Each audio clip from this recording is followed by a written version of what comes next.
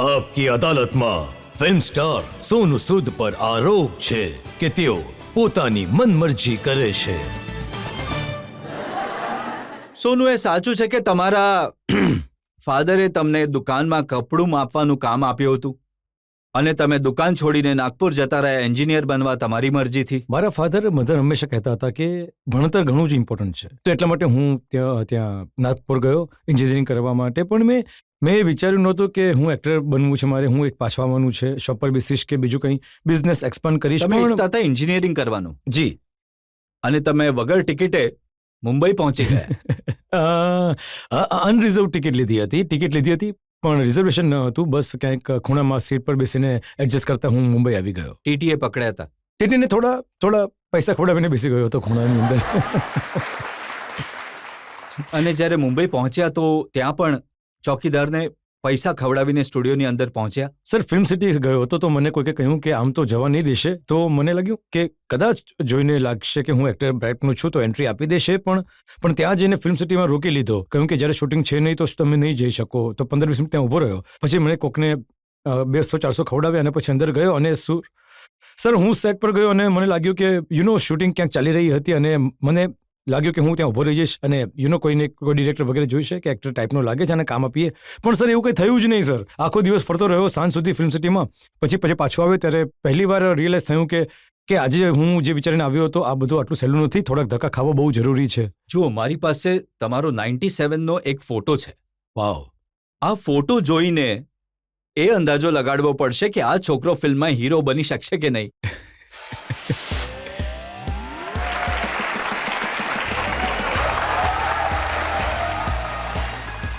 હવે આ જોઈને તમે વિચાર્યું કે હું હીરો બની શકું છું? સર, કહેવાય છે ને કે આશા પર તો દુનિયા જીવી જ છે સર. તો એ ચક્કરમાં પહોંચી ગયો તો મને લાગે છે કે આ ફોટો જોઈને બીજા કોઈ પણ ઘણા બધા નીકળશે અહીંયાથી. અને ફિલ્મોમાં ગયા તો તમિલમાં, તેલુગુમાં? જી સર. કહેવાય છે ને કે બેગર્સ આર નોટ ધ ચૂઝર્સ. સર, કંઈ ખબર નહોતી અને મને યાદ છે કે એક ફિલ્મની ઓફર આવી હતી મને કે વિલન છે. તો મેં કહ્યું યાર આ વિલનની ઓફર કરી રહ્યા છે, આમને કોઈ વિઝનથી નથી યાર, ડિરેક્ટરને ખબર નથી પડતી કે છોકરો હીરો બનવા આવ્યો છે અને મને વિલન બનાવી રહ્યા છે. તો પણ એવું હતું કે સર કેમેરાની સામે આવું હતું. અને પછી ચેન્નઈમાં પહેલી ફિલ્મ કરી મેં તમિલમાં અને એ હિટ થઈ ગઈ. અને તો ત્યાંથી નેગેટિવ રોલ્સ ઘણા એપ્રિશિએટ થવાના શરૂ થયા. પછી તમિલ, તેલુગુ, કન્નડા ભાષામાં. પણ આ સાચું છે કે રોલ આપતી વખતે એમણે તમારી એક્ટિંગ નહીં જોઈ? નહીં સર, મારું એમણે પહેલાં તો પહેલાં જે લુક હતો એમણે જોયું કે હાઇટ બોડી છે, ચાલો આને આપીએ, રોલ આપીએ છીએ. પછી એક્ટિંગ કરતાં કરતાં શીખી ગયો સર. થોડું ઘણું આવડતું હતું પણ પહેલાં તો લુક વાઇઝ જ મળ્યું હતું સર. તમારા એક મિત્રે કહ્યું કે સાઉથની ફિલ્મ એટલે કરવાની શરૂ કરી કેમ કે જે છોકરીને પ્રેમ કર્યો કોલેજમાં એ તેલુગુ હતી. સર, એક્સિડેન્ટલ કામ થઈ ગયું હતું સર. પહેલાં તો જ્યારે સોનાલીજીથી મુલાકાત થઈ તો એ તેલુગુ હતી ત્યારે વિચાર્યું ન હતું કે ફિલ્મોમાં આવું છે. પણ કહેવાય છે ને કે નસીબ ફેરવીને તમે ત્યાં જ લાવી દે છે જ્યાં તમે બિલોંગ કરો છો. તો પછી સાઉથની ફિલ્મો શરૂ થઈ અને મને લાગે છે કે પંજાબીઓથી વધારે સાઉથ ઇન્ડિયન વધારે ખુશ થયા કે યાર આની પિક્ચરો જોઈએ. અને જ્યારે હું પંજાબ આવતો હતો અને લોકોને કહેતો હતો કે મારા મધર કહેતા હતા કે આ સાઉથની પિક્ચર કરી રહ્યો છે, પંજાબવાળા કે યાર છોકરો પિક્ચર કરી રહ્યો છે દેખાતો નથી યાર ક્યાં ટીવી પર. તો આઈ થિંક ધીરે ધીરે દેખાવાનું શરૂ થઈ ગયો તો લોકોને લાગ્યું કે હા કે કરી રહ્યો છે, ટાઈમપાસ નથી કરી રહ્યો છોકરો મુંબઈમાં. જ્યારે દેખાવા લાગ્યા જી તો ગામવાળા, પરિવારવાળા તો વિચારતા હશે ને કે દીકરો હીરો બનશે. જી. ત્યારે તમે બન્યા ખલનાયક, વિલન. મુંદી બદનામ હુઈ ડાર્લિંગ તેરે લીએ. સર, પહેલાં જે અભિનવ કશ્યપ જે અમારા ડિરેક્ટર છે તે મણિરત્નમની યુવામાં આસિસ્ટન્ટ રહ્યા હતા ત્યારે એમણે મને હીરોના રોલ માટે પસંદ કરવામાં આવ્યો હતો પહેલી વાર કે હું એક કરપ્ટ પોલીસવાળાની ભૂમિકા નિભાવી છે. સમય દબંગ લખવામાં આવી રહી હતી તો ત્યારે મને છેદી સિંહનો ઉલટો રોલ મળ્યો. સલમાનને ચુલબુલ પાંડેનો રોલ લઈ લીધો હતો, મને છેદી સિંહનો રોલ આપ્યો હતો. મેં કહ્યું કે યાર આ તો હું નહીં કરીશ. તો બોલ્યા નહીં યાર તું કર, તું સારો છે. મેં કહ્યું કે નહીં યાર થોડું લખો, હું થોડો ડાયલોગ ઠીક કરું. અને પછી લખવાનો શોખ હતો. પછી મેં 3 દિવસમાં આખી સ્ક્રિપ્ટ લખી. પછી સંભળાવ્યા મેં એમને તો કહ્યું કે આ ઠીક લાગે છે તો ચાલશે. તો એમણે કહ્યું કે નહીં તું આવી જા, કરીએ છીએ. અને પછી સર તમે છેદી સિંહના ડાયલોગ પોતે લખ્યા? મેં લખ્યા સર. ઘણા ડાયલોગ મેં લખ્યા. હું મોટી ફિલ્મોમાં લખું છું, મારા બધા ડાયલોગ ક્રેડિટ નથી લેતો, પણ બટ ઘણા હિટ ડાયલોગ મારા લખાયેલા હોય છે. તો મને સલમાન લઈને ગયા હતા.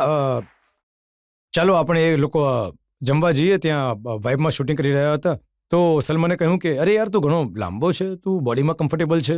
તો મેં કહ્યું છું સલમાન, કાયદાના હાથ અને સોનુની સૂદની લાત બંને ઘણા લાંબા છે ભાઈ. તો તેમણે કહ્યું કે ડાયલોગ ઘણો સારો છે, તો ચલો પિક્ચરમાં યુઝ કરીએ. પછી અમે આગલા દિવસે ડાયલોગ પર યુઝ કર્યો પિક્ચરમાં. કાનૂન કા હાથ અને છડી સિંહની લાત દોનો બહોત લંબે હૈ ભૈયા. તો સર આવી રીતે બની ગઈ લાઇન્સ.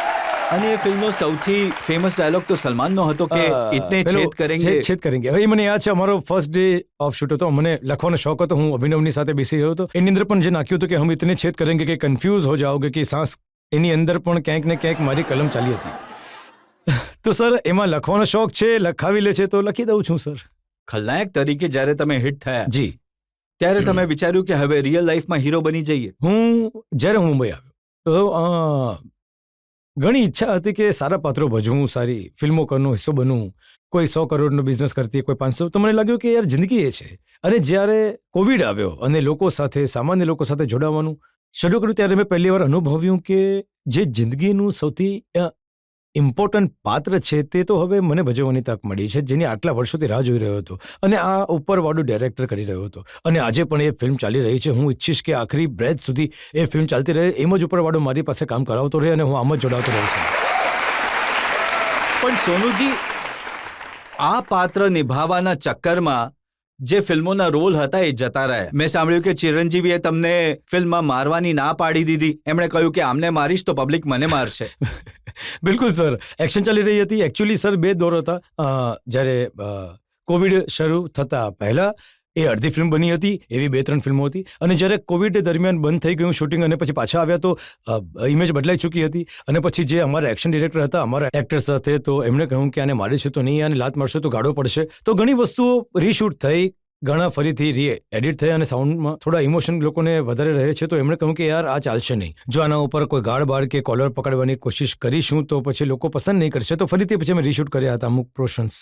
પણ ઘરવાળા અને મિત્રો નથી કહેતા કે ઘણો માર ખાવ છો દરેક ફિલ્મમાં? સર કહેતા તો હતા પહેલા કે યાર તું મતલબ બોડી તો એનાથી બેટર બનાવી રાખી છે, પણ માર તું વધારે ખાય છે યાર. તો મેં કહ્યું કે યાર હું તો એન્ડમાં માર ખાઉં છું, પણ આખા પિક્ચરમાં હું મારું છું ને, તો એન્ડમાં થોડો માર ખાવામાં કઈ પ્રોબ્લેમ નથી યાર. કંગના રાણાવતની ફિલ્મ માટે તમે ઘણી મહેનત કરી હતી, કુસ્તી માટે બોડી બનાવી હતી. જ્યારે ફિલ્મ આવી તો એમાં રોલ કાપી નાખવામાં આવ્યો. એમાં સર કંગના મિત્ર છે યુ નો. એ ફિલ્મ જ્યારે કરી હતી, ક્રિશ ડિરેક્ટર હતા એના, અને શૂટિંગ આખું પૂરું થઈ ગયું હતું. પછી જ્યારે કંગનાએ મને કહ્યું કે હું ઈચ્છું છું કે એને ફરીથી ડિરેક્ટ કરવા ઈચ્છું છું, તો મેં કહ્યું કે જોવા માંગુ છું કે શું છે એવું પિક્ચરમાં કે જે કરવાનું છે. જ્યારે મેં જોયું તો મને મારા સીન દેખાયા નહીં, અને મને તો કહ્યું કે યાર તો પછી બરાબર નથી. મારી દોસ્તી પણ છે અને હું કરી પણ નથી શકતો. તો હું જો શૂટ કરીશ તો હું ઓરિજિનલ ડિરેક્ટર છે એની સાથે જ શૂટ કરીશ. જો તમને કરવી હોય તો હું પણ હું હાથ જોડીને નીકળી જઈશ ફિલ્મથી. તો હું નીકળી ગયો ત્યાંથી એ પિક્ચરથી.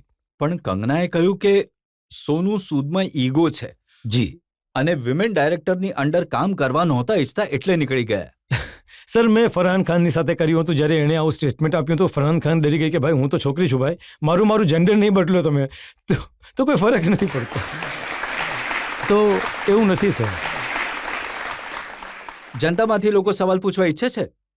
અમે તમને હિન્દી મૂવીમાં જોતા આવ્યા છે અને જે તમારું કરિયર સ્ટાર્ટ કર્યું છે તમિલ અને તેલુગુ મૂવીઝથી કર્યું છે, અને તમે છો પંજાબી સર. જી.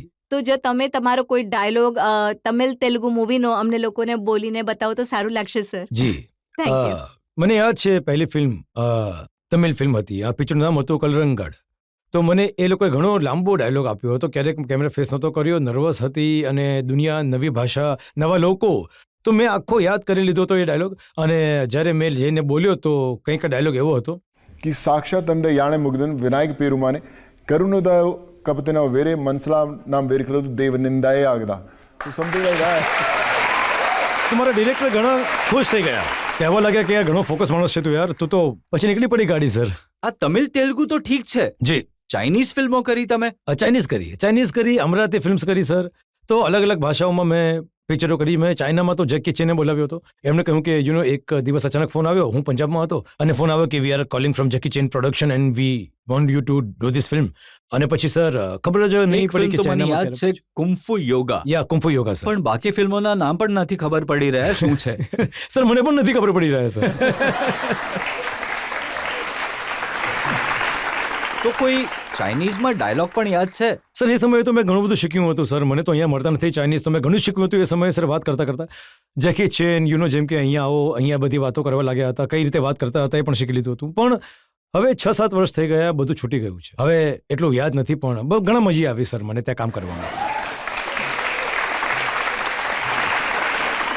હજી કોઈ સવાલ પૂછવા ઈચ્છે છે? સર મારો એક ક્વેશ્ચન હતો. મેં સાંભળ્યું હતું કે તમને બેંગોલી રસગુલ્લા બહુ જ ભાવે છે, જી. અને બેંગોલી રસગુલ્લા ખવડાવીને કોઈ તમારી પાસે કોઈ પણ કામ કરાવી શકે છે, તો શું એ બિલકુલ જ. સાચું છે? બિલકુલ. મારી સર રસગુલ્લા નબળાઈ છે.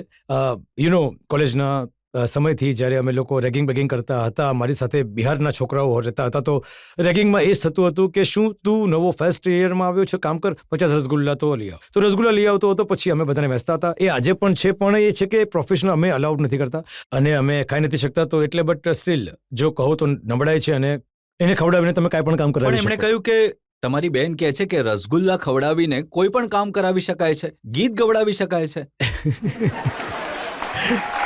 સર ગીત તો નહીં ગવડાવો.